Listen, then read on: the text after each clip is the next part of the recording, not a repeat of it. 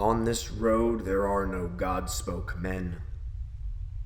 They are gone, and I am left. And they have taken with them the world. Cormac McCarthy's 2004 novel The Road follows a man and his son, called the Boy, as they survive in the harsh wasteland left after society's collapse. You think I won't kill you? You're wrong. You know what I think? I think you're chicken shit. You never killed a man in your life.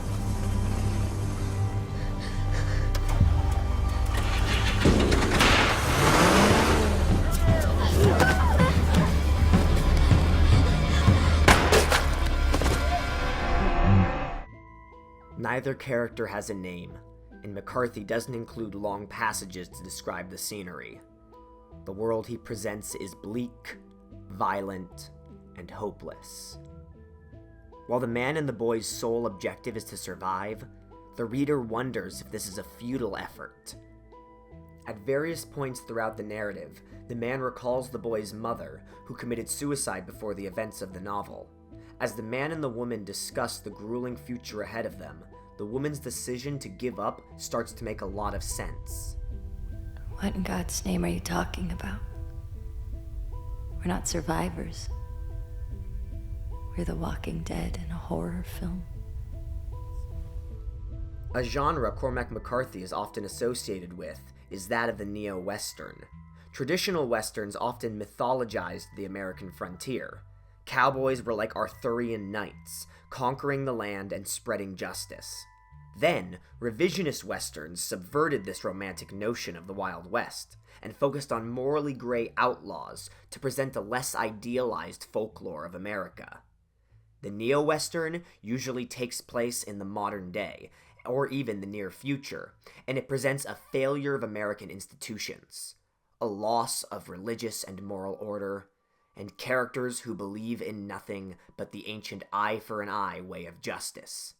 As Albert Camus said in his philosophical work The Rebel, if we believe in nothing, if nothing has any meaning, and if we can affirm no values whatsoever, then everything is possible, and nothing has any importance. There is no God, and we are his prophets. In The Road, man has returned to a pessimistic state of nature. Government, agriculture, and all social welfare has fallen, and those who didn't succumb to famine, disease, or suicide are sacked by tribes of marauders. These tribes represent the worst of lawless men, raping, stealing, and murdering with no moral compass, no God to lead them. Where men can't live, gods fare no better. Cannibalism is the example of this brutality that McCarthy most closely focuses on. A hopeful scene of the man and the boy finding a campfire with a spit roast on it is undercut when they realize the meat being cooked is a human infant. When everything's gone, the only thing left to eat is each other. Maybe God would know. God would know what? God would know what? If there's a God up there, he would have turned it back on us by now. And whoever made humanity will find no humanity here. No, sir. No, sir. So beware. Beware. Did you ever wish you would die? No. It's foolish to ask for luxuries in times like these. Those killed by the sword are better off than those who die of famine. Racked with hunger, they waste away for lack of food from the field. With their own hands, compassionate women have cooked their own children, who became their food when my people were destroyed. The Lord has given full vent to his wrath. He has poured out his fierce anger. He kindled a fire in Zion that consumed her foundations. The man expresses a deep and profound love for the boy. The boy represents the persistence of optimism, hope, and the man even characterizes him as the Word of God. The boy convinces the man to show mercy and compassion to a man who has stolen from them. The boy is still sensitive to the brutalities of the apocalypse, and innocently views the world through the lens of good guys and bad guys. When the man fears they might be captured, he has an emotional crisis at the thought of killing the boy in order to save him from being cannibalized.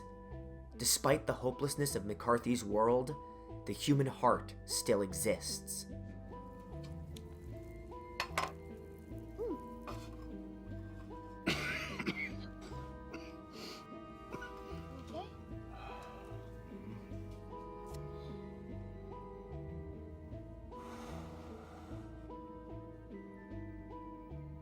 Think I come from another world, don't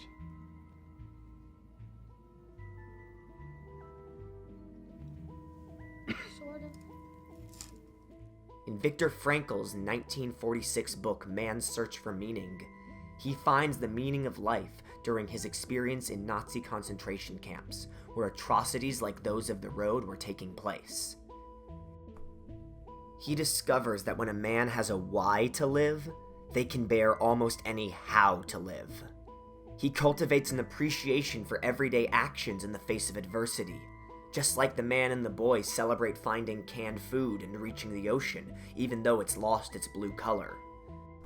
Frankl realizes that love is the most powerful driving force behind man's persistence to live.